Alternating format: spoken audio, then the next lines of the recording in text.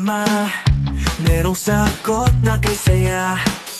Sa simpleng bagay may diskarte, laging handa pag-thinking everything. Kahit anong hamon, hindi uurong, maski style, tuloy-tuloy lang to. Dito sa vlog, sama ka na, abot ang pangarap basta pwede ka. Maski TV ka na na't makiray, pag-thinking everything, walang imposible. Sa channel ikaw ay inspired, kaya natin to. Ayun, gandang araw guys. Meron na naman tayong pasyente dito. Isang Hanabishi na dispan. Ito, walang power to. Check natin. Ayan. Ayan, walang power, walang ugong. Kahit konti, walang reaksyon ng motor. Ayan o. Number 3, wala pa rin. Ayan. So, sige natin, sigurado to pumutok ang fuse dahil sa overheat. Pero sana yun lang ang problema. So, tinanggal ko na yung LEC. So, dito pa lang makikita natin na nag-overheat na siya. Bakit? Kasi linagyan niya na ng masking tape yung pinakang lock. Sabihin niyan, maluwag na tong lock na to. Maluwag na to. Kasi ito pag ganyang aluminum ang gawin natin to muna. Pag ganyang aluminum yung pinaka housing, pag nag-init ang motor, pati to umiinit to, yung pinakang thread na to. Yan. Ayan, linagyan niya na lang ng plastic pala to, hindi scotch tape. Kasi pag uminit yan, plastic itong lock, luluwag yan. Sisira yung, ayan, makita nyo, tagus-tagusan na, ayan o. Siyempre tatalunin niya yung plastic. Pag nag-iinit yung motor, kasama sa motor to, cover, mag-iinit yan, sisirain niya to. Yan lagi ang isang sinyalis na nag-overheat ng ating electric fan, lalo pag ganitong aluminum yung housing.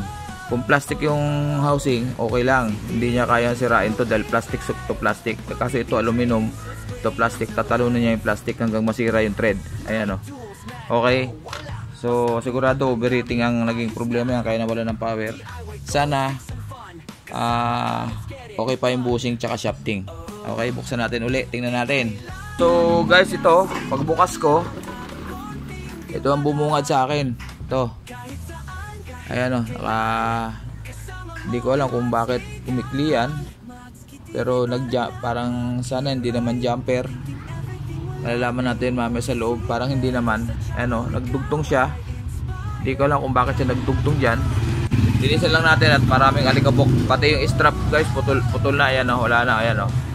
Dapat kasi nakatali yan, strap na yan. Ayan o, kulay ano na o. Sunog na yan, malutong na yan. Ayan o, lutong. Ayan o, ayan, malutong na. So talagang overheat ang problema niya. Pati dito sa kabit, sa baba, wala na rin yung ano, tanggal na rin yung strap. Ayan, so standby lang guys, buksan natin. So ayun guys, nung nabuksan ko na, ito tumambad sa akin. Ito nakatago kasi nung hindi ko pa nahihila. Ayan o, putol na wire dun sa pinakang line 1, sabihin sa kuryente. Nag-jumper yung unang humawak nito. Ayan o, ayan o, pinutol niya, nag-jumper siya dito. Nakita nyo yung wire kanina, ito ginamper niya at wala ng power. Ang problema nito, baka sira na yung motor dahil ginamper tapos wala ng power, matik yan, motor na. So try pa rin natin, baka sakali. Picturean ko lang to para may pakita sa may-ari, o siguro sana alam na may-ari. Ayan o, ito yung pinag-jumperan o. Ayan o, ayan. Okay. So ayun guys, meron tayong nakitang isang putol na wire. Ayan o, ayan o, putol. Malamang dito yan kasi may natanggal din dito. Ayan o, ayan. Ito yung kaputol. Ayun yung kadugtong. So try natin idugtong yan. At wala naman ako ibang nakitang putol dito. Ayan, dugtong muna natin yan. Kuskusin lang natin para kumapit. Pag ganitong tanso yung motor, okay lang, madali lang ihinang yan. Pero pag aluminum, wala na. Saka di ko na sinadyaga yun dahil hindi rin tatagal yung pag aluminum. Pag aluminum ang winding guys, Kailangan lang tanggalin natin yung kanyang coating, yung varnish, para kumapit ng maayos.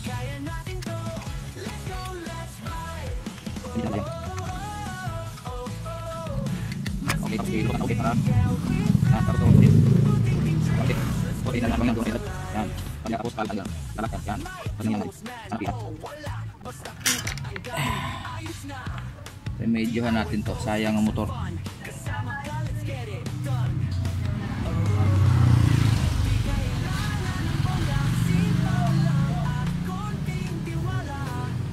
Ayun. Ayan guys, kumapit na. Ayan o. So lagyan natin ito na insulator para hindi grounded. Okay, lagyan natin na insulator yan. Ayan. Kuha tayo ng manipis na insulator. Ayan, to meron tayo nakuha ang spaghetti. Habaan na natin ganyan mahaba na konti. Ayan. Ayan. Testerin muna natin yung fuse.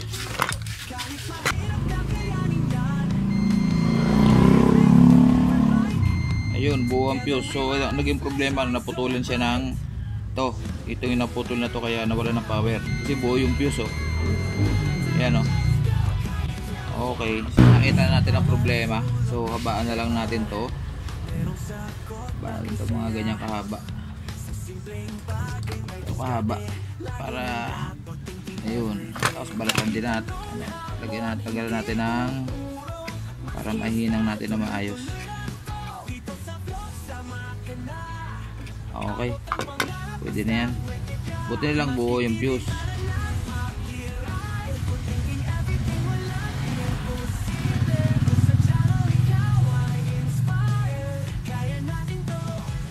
Okay, hinang. Oh.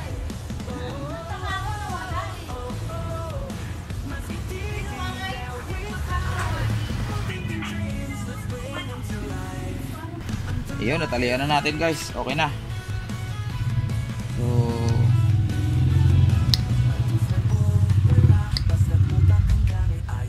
pero tinester ko yung kanyang resistance. Mahina na yung, masyado na mataas yung resistance niya.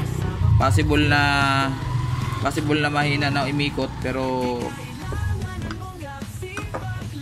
subukan pa rin natin.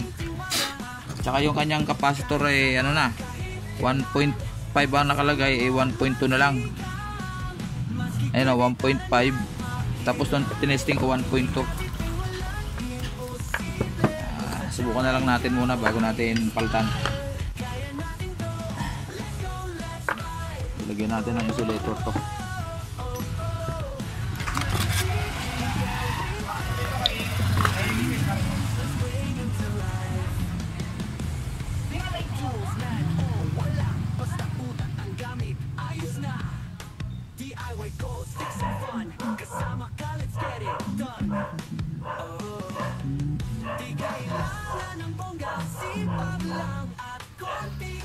Ating lighter.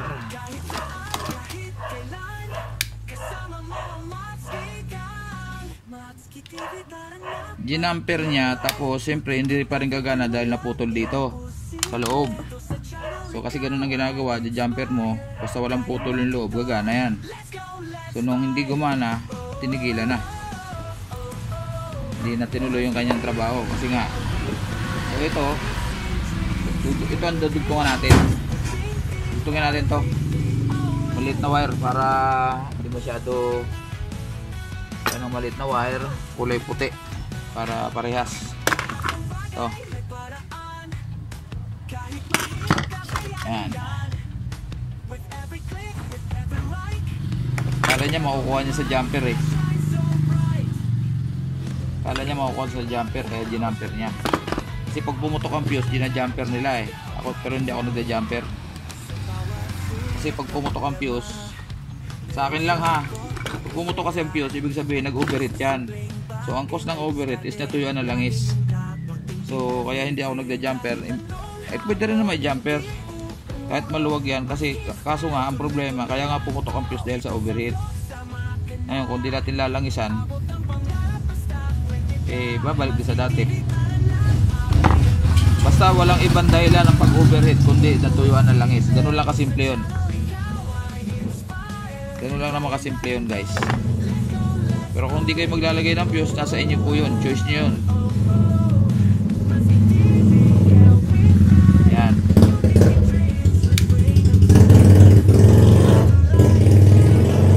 Yan. Ganun lang naman kasimple yan eh. Kung ayaw nyo maglagay ng fuse, nasa inyo yan. Walang problema. Wala tayong pagtatalunan dyan. Kanya-kanya tayo ng diskarte, ng trabaho. Kung ano yung nasa isip kong tama, dun ako. Wala nang problema yan. Basta ako jumper. Kung kaya kong hindi i-jumper, hindi ko i-jumper. Ano ko na lang. Talagang nadaanin ko sa lagay ng fuse. Ganda lang naman ang fuse. Lang, malabo na mata ni tatay. Yan. Tapos, tugtong to.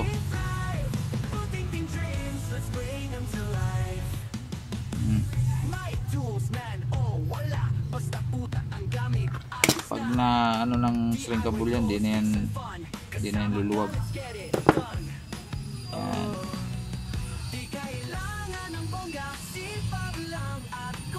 Yan. Para maayos ang trabaho. Yan. Pwede rin natin balutin ng masking tape na lang ilalagay ko rito. Hindi na ako gumagamit ng electrical tape dahil kumakalas. May pa masking tape.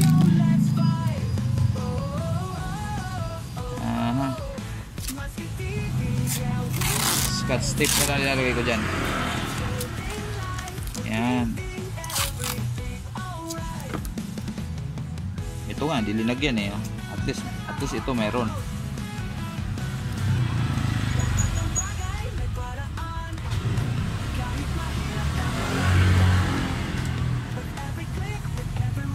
Yun.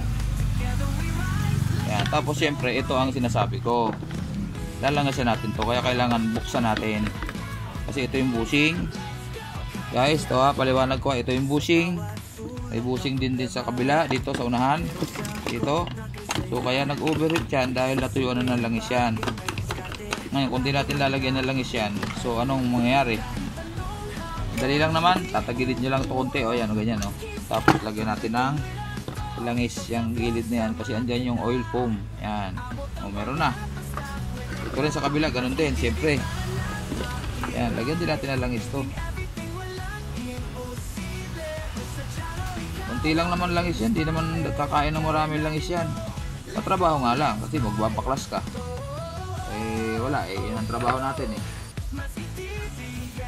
Sana gumana. Pag hindi gumana sa 1.2 na capacitor, banatan natin ng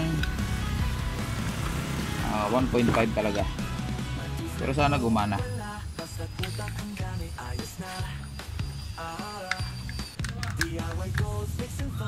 Yun.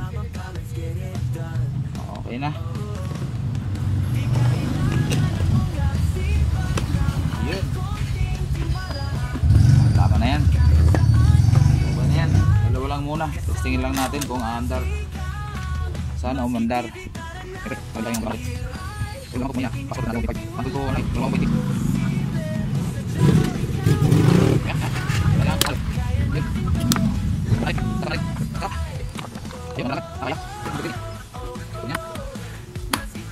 Okay, so pakita ko lang sa inyo ha. Mandar na, teka. Lagyan natin ng para makita ng ating viewers ha. Lagyan natin ng masking tape para makita yung pag-ikot. Ayan. Ayan, una natin number 1. Number 1. Ayun. Pwede na yan. Number 2. Number 3. Okay, maganda yung ano niya, walang vibration, maigi. Pwede na yan. Okay. Okay, assemble muna natin guys ha. Ayan, so ito, na-assemble na natin guys ang ating Hanabishi. Okay, number 1. Ayan, umiikot na siya. Ayan, number 2. Ayan, siyempre mas malakas. Number 3, pinakamalakas. Ayan. Ayan, maraming salamat guys sa inyong pagsama kay Mats Kili sa ating pagputing-ting itong test pan na Hanabishi. Ayan, matibay naman siya kaso naputulan siya ng wire sa loob. So may gumawa na at sumuko dahil nakita nyo naman kanina may jumper. Hindi naman ako nagja-jumper. So kahit anong gawin jumper niya ay hindi maayos hanggat di binubuksan kasi nga may naputol na wire sa loob. Buti nadugtong natin, nagawa natin ng paraan. So ayan, sa mga bagong pasok sa aking channel at sa mga lagi nang nakasubaybay sa aking mga pagbubuting-ting, maraming salamat sa inyo. At paki-like, share, and subscribe sa mga bago. At paki-hit na rin ang notification bell sa taas para update tayo sa ating mga bagong pagbubuting-ting sa Matski TV. Ayan, bye-bye! Love you guys!